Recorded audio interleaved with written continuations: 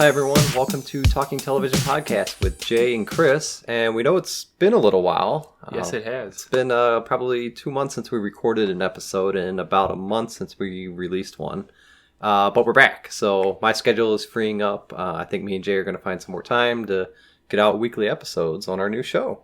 Yep, and speaking of the new show, we're talking about Watchmen, HBO's new series. Yep. There's a lot to talk about as well. Yeah. It was quite the show. So before we get started, should we tell them what we're drinking? Yeah, we're actually trying Pabst Blue Ribbon whiskey. It's clear. Doesn't taste like whiskey to me at all. Honestly, I don't think I'm a huge fan of it. I would consider it more of vodka taste. It's not very... Doesn't have a huge burn to it. Mm-hmm. I'm just not a fan of the flavor. Yeah, I was trying to nail down the flavor. It seemed kind of fruity, but not in a sweet sense. I'm really having a hard time nailing down the flavor.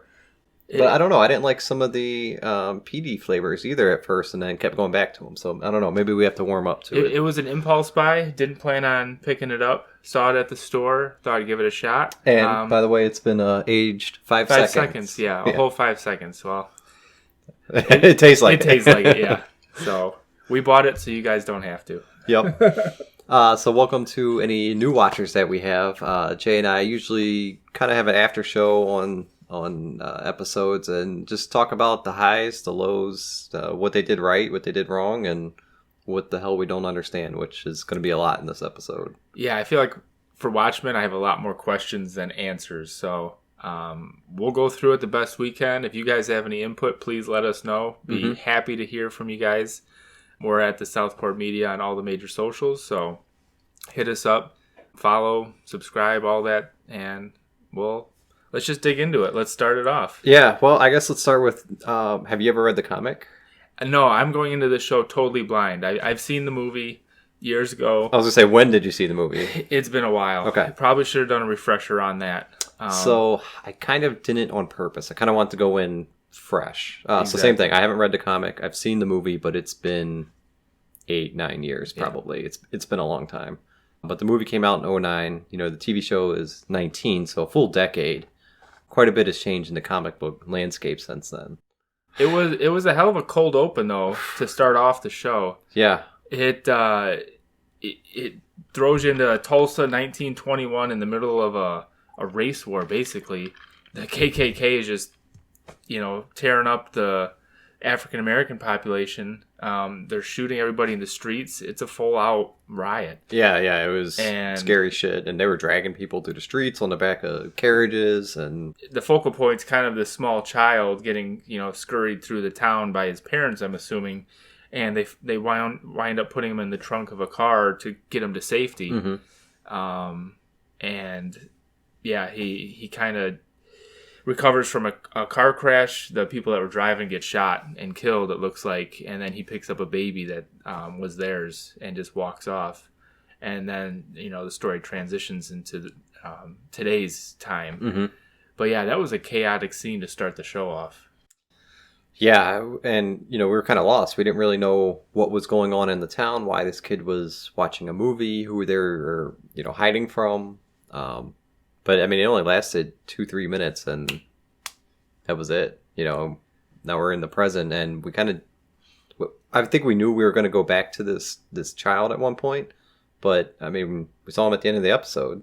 So, spoilers, by the way. I mean, we're talking about post-episode here. We'll go through the whole episode, so if you haven't seen it, please go watch it and come on back and, follow through with us. So, yeah, the character, the child in the beginning, winds up being 105 by present day time, and he plays a role at the end of the episode, and I think throughout the show as well. He's gonna be one of the main characters. Yeah, so he's played by Louis Gossett Jr. in a wheelchair. Yep. Who kind of had a funny line earlier. He said, "Do you think I can lift 200 pounds?" And then at the end of the episode, I guess we saw he did that. But number one, I think Don Johnson weighs more than 200 pounds. Definitely more than that. But yeah. We'll see. I have my doubts if he really did it or not. So I guess if you guys think he did it, let us know. But to get to that point, I think what would have been funnier is when Don Johnson, before he gets killed, he gets spike stripped and all his tires blow. Which, number one, he should know he's being attacked. He should have just kept going. Yep. But if Louis Gossett Jr. did that, was he out there like rolling in the wheelchair, laying out the spike strips, and then going through the grass and hiding? And I hope we get a flashback. Like I said, I have a whole lot of questions as to how that happened. Obviously, this is just a pilot episode. They jumped around a lot. I feel like from 1921, which started us off, to present day, to whatever's going on with Jeremy Irons' character. We'll see how that whole thing plays into it as well. Yeah. Well, let's talk about him for a second. So he looks to be in his own time frame? I don't know if that's present day as well, if that's past day. Yeah, he's in a castle. Which I get there's still yeah. But he rides in on horseback, and then they show him typing naked at his desk on this old, typewriter. Mm-hmm. And then all of a sudden his maid's head just pops right up. And you get all sorts of like, okay, what's going on here? And then it turns out she's just giving a thigh rub down. Yeah, from riding the horseback.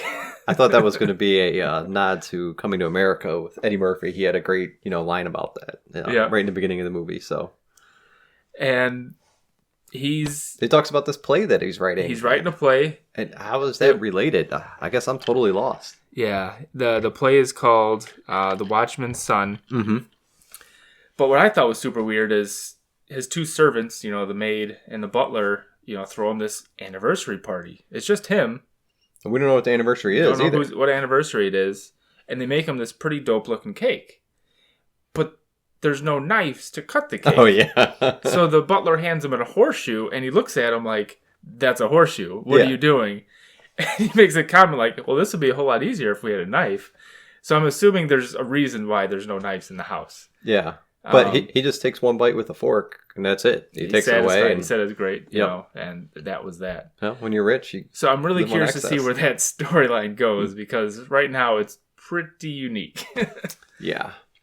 So the main storyline, is that still Oklahoma? Is that what we learned from this? That's a really odd place to, I think, base a TV show out of.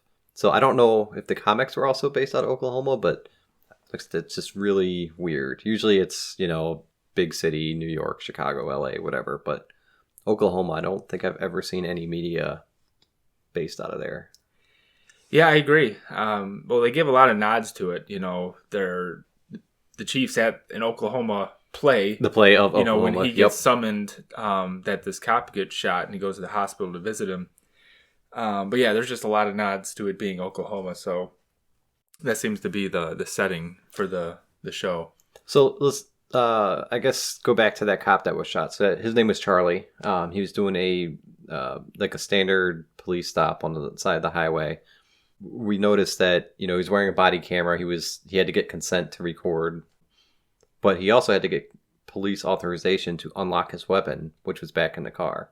Yeah, by Panda, who seems to be a pretty stickler for the rule book. Yeah. Which we find out. And he's also not keen to firearms. So he thinks they're a mistake. He really had to fight to get his firearm unlocked. And then when he tried to get it unlocked, it was stuck. Yep. It wouldn't release properly. And as soon as he gets the gun out, boom. Yeah, he gets lit up through the windshield. But yeah, going back to that, like you were saying, so he does the routine traffic stop. He has to get consent to record, the conversation, and then the firearm's locked up. So I think it's a huge statement by the showmakers and the writers, kind of as where we could be going with, all the controversies and stuff going on with the police. Yeah, that definitely was commentating on the current police state and where it could be going in the near future, which I thought was kind of clever at first, but the rest of the plot really isn't kind of clever and alluding to anything. It just straight up is written as what some of the headlines are right now. It's a full-out race war, yeah. Yeah, it's crazy. And they have Nixonville, which, I guess is just alluding to the South or, the white trailer parks. Yep.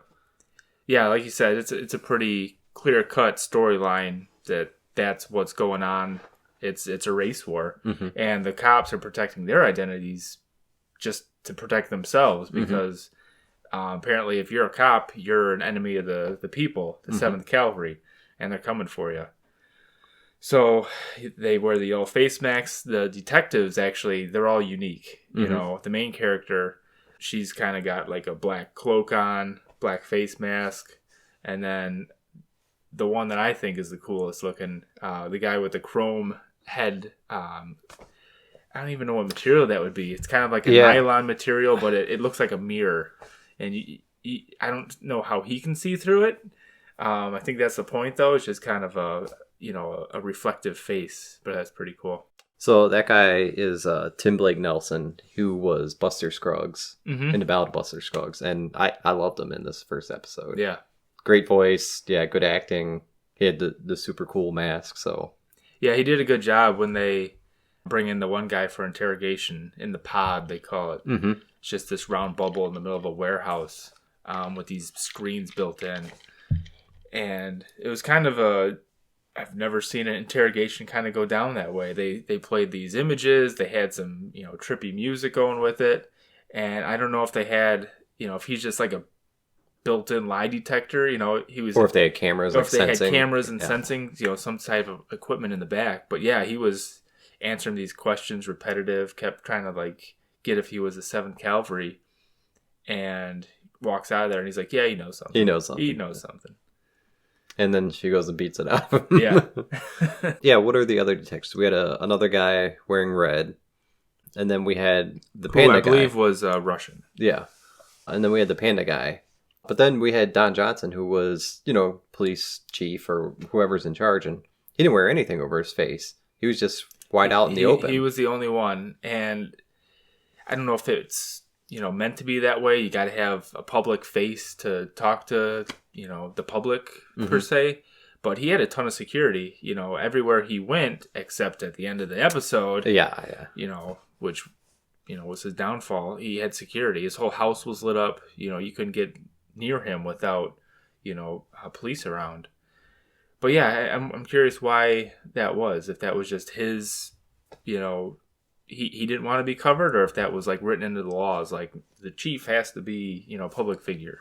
Guess we'll see when somebody else steps up to take his place. Exactly. Somebody's got to do it. Could be Jean Smart. We've seen her in some other trailers coming. So, yeah, maybe she's going to take his place. I think she was FBI, she said. Oh, okay. So they're bringing in the big dogs to figure this out. So let's talk about the cars. He had a dually Silverado or something, but Regina King had a badass Grand National. And all these cars are all these are electric too. So we're not quite there yet in 2019. There's some electric cars, but well, yeah, the opening scene, the guy that gets pulled over in this beat up pickup truck. That was electric too. Car, yeah. Yeah, I think everything is. But that seems to be a big role. Going from the interrogation in the pod, they get the information that there's a holdup at the ranch, this cattle ranch. Do you want to talk about that part now? Yeah. All right, let's do it. So it kind of cuts to them, going through the field, cows all around, and there's 4 or 5 guys in, the ranch house, and they're all taking batteries out of old watches, and we're not sure why yet. It seems to be, this particular type of battery is hard to come by now. They don't make them anymore. Yeah, they said it was synthetic lithium that was making people sick. So obviously they're up to no good with it. They're going to be using it for some nefarious thing, either a bomb or some sort of weapon, I feel like. Yeah, or even just a poison drinking water, maybe. Yep. Yeah. So anyway, they're sitting there spending their, Friday, Saturday night, whatever it is, popping these batteries out, all throwing them in a bucket. And, you get these detectives, the cops kind of closing in on them. There was 3. The 3 detectives, And for some reason, the chief's up in their own, Zeppelin that they've created. Yeah.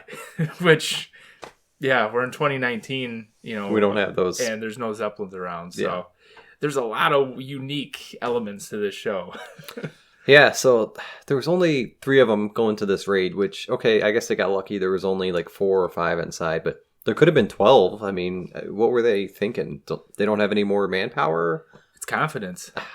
Yeah. They're just going in there, strong-willed detectives. Yeah, well, the other guy said a 50 cal and lit up the cows at least. Oh, man. So, yeah, they get their little red light, come on, obviously they tripped some sort of intruder alert or something. Sensor or something in the field, which full of cows. How the cows don't trip it all the time anyway. Anyway. Doesn't make any sense. Doesn't make any sense, but makes the show go. Yeah.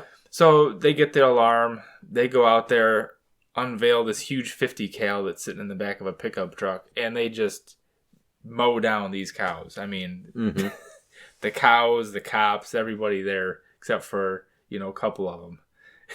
And yeah, Regina King, she's using, the cow as a cover, and it's just getting lit up. Yeah. I bet that was fun to film, Oh yeah. How many takes that had to take? Yep. So yeah, she finally gets up there when they're reloading.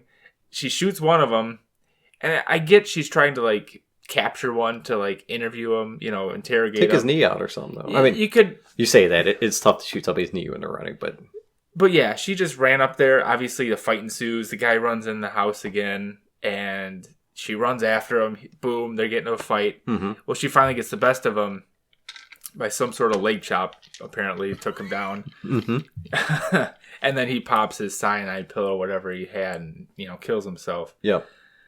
That leaves us to the plane. They apparently had this plane just sitting there. Yeah, they got outsmarted by a fucking Cessna. Yeah. It was just covered up with a tarp. Like, the police are so advanced, and, it was a farm field. Of course, I was down in the farms today on a trip and saw a plane going overhead. I mean, they're pretty common in the Midwest. Yeah, they should have saw that coming. And once again, it goes back to why didn't they send more people, Yeah. Eyes in the Sky, Zeppelin saw it, when it was too late. Yeah, so they end up taking off, and the Zeppelin or spaceship or, whatever they're on up there starts chasing them. And, I mean, it could barely keep up. Like, they're having a tough time keeping up with the stupid Cessna. They had this little, space pod drop out from the bottom of the Zeppelin and go after them. And whoever was driving it wasn't doing a good enough job for the chief, so he takes over and just pulls it up and launches a flamethrower. That's the only weapon is a flamethrower? Yeah. Were you going to have to run into the debris afterwards? Okay, so they take them out, and then they wind up crashing themselves and walk away from it miraculously. But yeah, it's just... this whole raid... The whole raid, the technology levels at this day and age is just a weird thing to me. Yeah. Like, a Zeppelin, the spacecraft, we didn't even touch upon what's going on, supernaturally. They said that is there conspiracy theories, or is there this alien, invasion? Yeah. All of a sudden, one day they were driving, they got some air raid sirens going off, and then squids started like raining from above. And there's some, poor lady out on the sidewalk having to run and take cover. No umbrella or nothing. So yeah, I have tons of questions. If you guys know the answers, please let us know. Yeah, let us know. I mean, I'm sure they'll explain it a little bit more, but I really... This pilot episode... dislike that whole raid scene. Yeah. But one thing I did like about it, and probably my favorite part of the episode, is all these night scenes were completely visible. We even had lights on in the room watching it, and we could see everything going on. And that's one thing that Warrior really struggled with, is all the night scenes were pitch black, and you couldn't see anything. So, kudos to them. But on the opposite end, the part I liked the least was the camera angles. There was a couple scenes where they were running or in motion, and the camera angle was zoomed in, like all the way on their ear or their face, and just back up, let the scene breathe a little bit. Like, I agree. We need more wide angle is what we need. We need more wide angle. Yeah, I get what they were trying to do is, get you right in there in the heart of it, especially in the Tulsa 1921 scene. Yeah, where they're going through the streets trying to evade the Klan. But it was so close. I know. It was right on their ear, right on their chin as they're running through. And then once again, in the car when she's driving up to see the chief there. Yeah, just all up on her face. So, yeah, that was, I feel like, something they could have changed. Zoom out a little bit, give a little bit more of a spatial, feel to the scene. Another thing we noticed is Regina said she used to be police. She's also from Vietnam before it became a state. And we saw the American flag has, a big circle in the middle with a bunch of stars. So something else has happened in the world. It's not our current history. Yeah. So I'm kind of excited to find out what happened. It's definitely an alternate America. Absolutely. It's present day as far as it being 2019, But there's a whole lot of things different compared to real world. So we'll see. I know they'll give us little Easter eggs and kind of expand on the story as the series goes on. But for the pilot, there's a lot to take in. Yep. So did you have anything else stand out, either good or bad, or somebody's performance? I feel like all the actors and actresses, they did a great job. Yeah, 100%. You know, there was no like cheesy moments that just kind of like, took you back. So I think the acting was good. Cinematography, you know, we got our little gripes with it here and there. But overall, other than, you know, the story just being chaotic and maybe not knowing like a starting point from not reading the comics, I'm curious to see where it goes. And I hope you guys are as well, you know, to follow it week to week and keep checking back. Because, you know, I'm curious just to see where it goes. Yeah. And pilots are always a little messy. Yeah. Yeah, it had to loop us in on a whole lot of stuff in the universe. So, yeah, I hope it gets expanded, and I'm curious to see what happens. We got 10 episodes. Yeah, one thing I did see that they gave little, allusions to was a hero story. Yes. Which seems to be a show that's going to be, you know, in the show. And that looked like it was a lot of the characters from the comic book. And the movie. Yeah. Yeah, absolutely. So I'm curious, is that historical, or are those made up or propaganda characters or something? Or is it like a reality show? Oh. You know, we'll see. Yeah. We'll see. Could be like an MTV show for them. Uh-huh. So, yeah, my head's still spinning, but I think for a pilot, it was pretty good. The pilots are tough, man. We've seen a lot of rough ones. Pilots are tough. But a lot of the shows we've done so far, this was definitely the most chaotic, and there's just a lot to break down. Yep. So I know we probably missed a lot, but I'm hoping week 2, week 3, as we keep going through this, the picture's going to kind of unfold, and then we can, you know, refine it a little bit more. Yeah, and we don't really know who like the big bad guy is for the season yet. And maybe it's not one person. Maybe it's just this 7th Cavalry and, you know, them building up. So yeah, we'll see who the leader is. Who's going to take out everybody else with tick tock. Yeah, that was kind of nice tick-tocking at the end. We heard it coming, so we knew it was about to wrap up. So. Exactly.